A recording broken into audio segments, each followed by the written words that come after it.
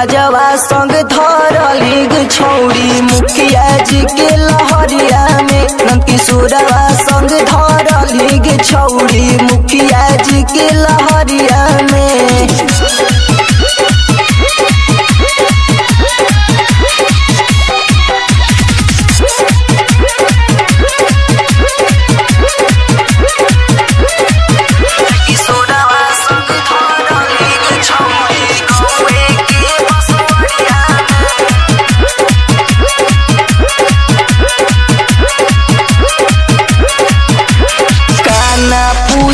चर्चा होई थई चली जने डगरिया में।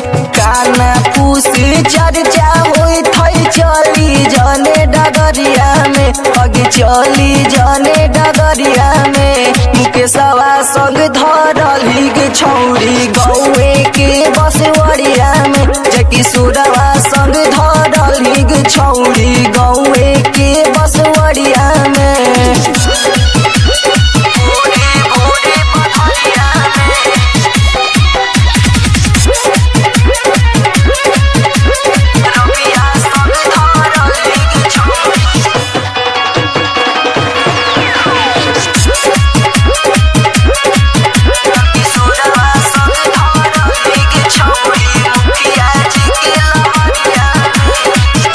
डूबल ही पगड़ी गिरल ही बाप के अपन नगरिया में। इज्जत डूबल ही पगड़ी गिरल ही बाप के अपन नगरिया में।